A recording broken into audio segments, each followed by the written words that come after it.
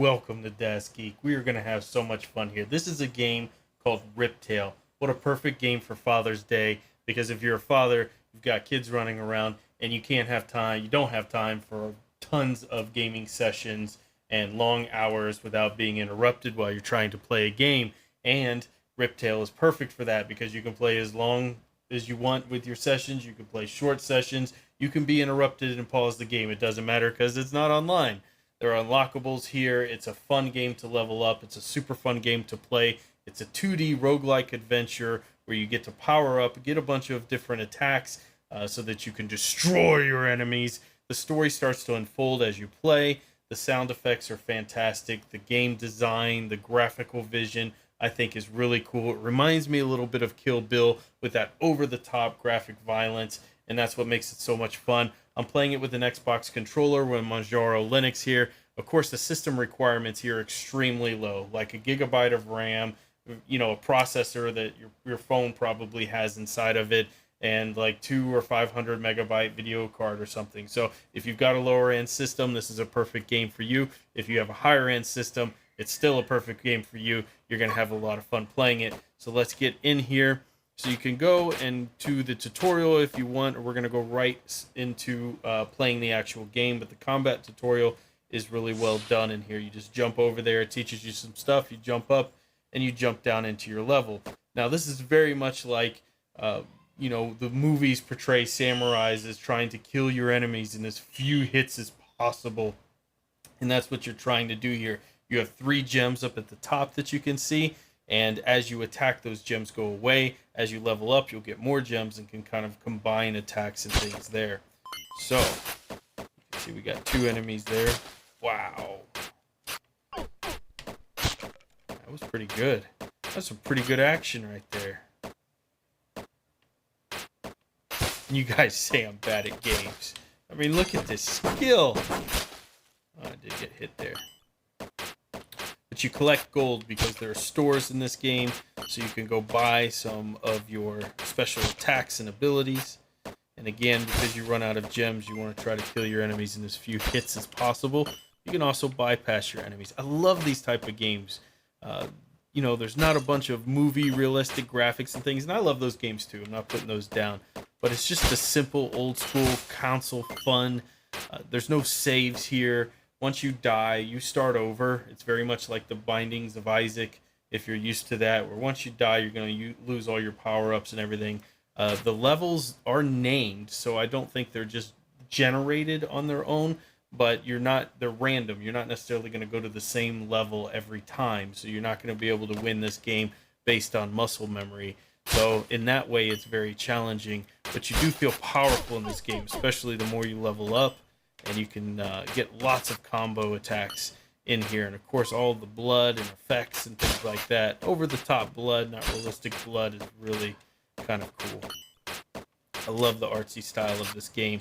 Again, one of the last games that was greenlit on Steam, as I understand it, which is, kind of bittersweet in a way. I'm glad this game got through, but I'm kind of worried about Steam's future with indie developers, and hopefully what they have to replace it with will be equally as inviting to developers like this, who are awesome enough, number one, to port it to Linux and to Mac and to Windows out there, so everybody gets a chance to play. And also, this type of game may not have seen the light of day if it wasn't for a big platform like Steam. So hopefully what they're replacing it with will be as good. And there I die, which happens a lot. And this is one of those games you're not going to want to... If you get frustrated easily with dying, this is not going to be the game for you.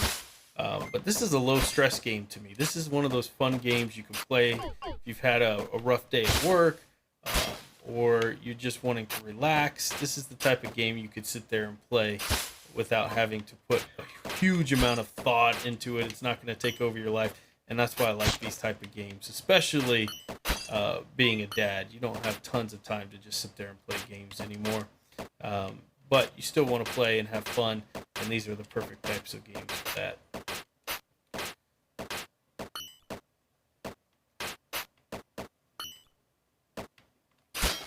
Oh yeah, that's satisfying splat. There's my father right there. and stone. He was a warrior like me. They killed him. I shall get my revenge.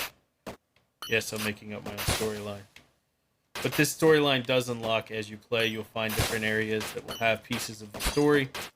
And I don't think it's a particularly deep story, and there's some funny elements here as well that you can have fun with. But it's a good enough story for this type of game. Ninja Gaiden. I just started thinking about Ninja Gaiden. Kind of has that reminiscence of the original Ninja Gaidens to me. Just that two-button, fast ninja style killing. I'm about to die here with only one heart left. Whoa, where'd he come from? He cheated. The game does cheat, as you can tell. Lots of cheating. Very disappointed in you developers. Alright, so you can see each time we've come in, we've kind of come to a different area. You may be able to learn these areas over time, but you're not going to be able to keep replaying the same area and kind of learn where the enemies are very easily. Let's put it that way.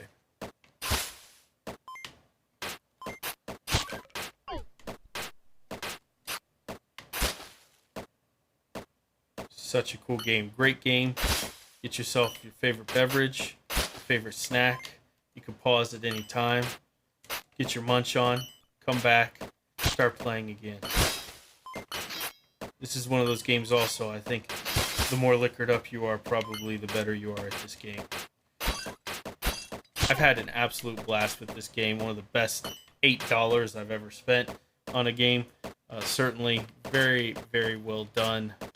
Very entertaining.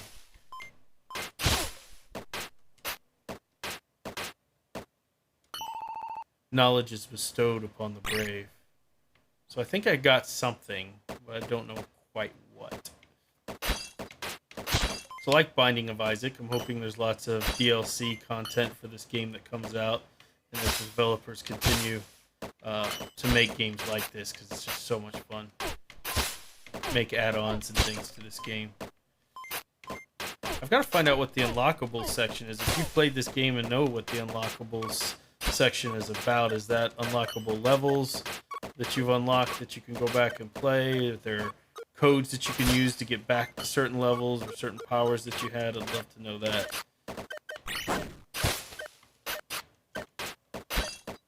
And we'll go check out and see if we can figure out what unlockables is here in a second.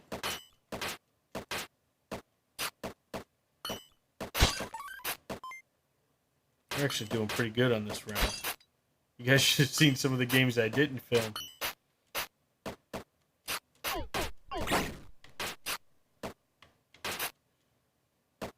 That didn't work out very well, now did it?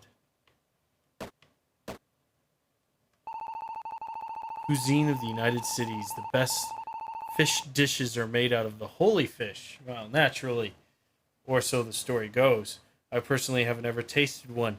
It might be just a ruse to piss off some religious fanatics. Either way, if you catch a holy fish, you are in for a treat. Fascinating. Alright, we're now in the Forgotten Garden.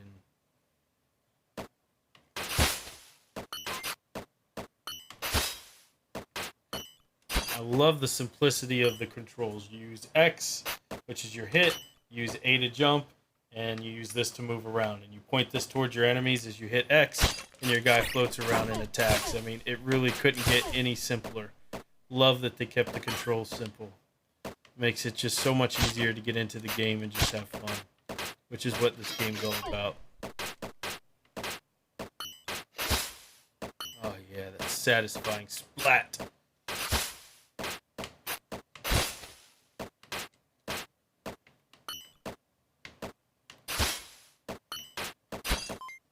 I love that when you can just jump across and slice them. That's just beautifully satisfying right there. Love it.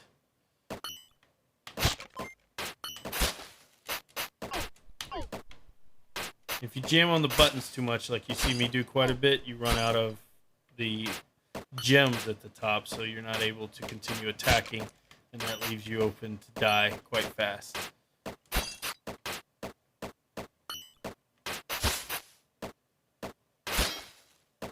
Oh yeah.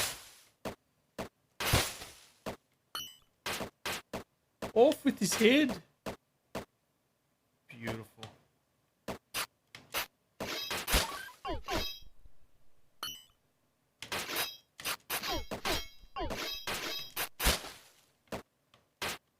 Wow, I got lucky there.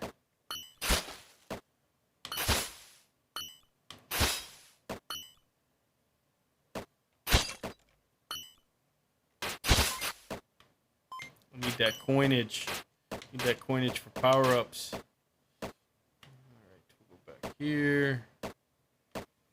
I do like how the enemies don't regenerate. That would really suck.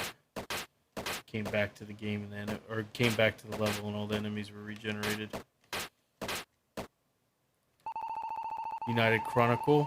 The crime rate in Maui grew exponentially.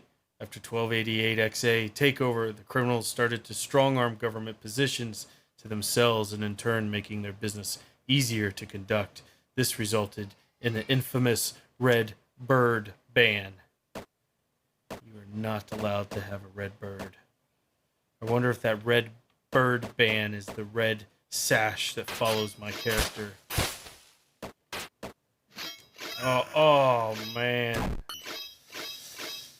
Got a little too brazen. You can see this game's an absolute blast. Go pick it up. Go check it out on Steam. Go support these guys for them supporting Linux gaming. #1. Also an awesome game you're just going to have a blast with. I hope you have an amazing Father's Day weekend. Enjoy the double feature content today. We did some Handle Your Meat where I brought my country neighbor over and he's just a hoot to show you how to properly cut up a ribeye and save some money while you're at it and sharpen some knives. And everything's geeky. He spent 40 years of his lives learning that. So that qualifies as geek and that qualifies for my channel. And also go check out Riptale, an awesome game. And we know gaming's geeky that I think you're going to have a lot of fun with. So until next time, get out there and fill your brains.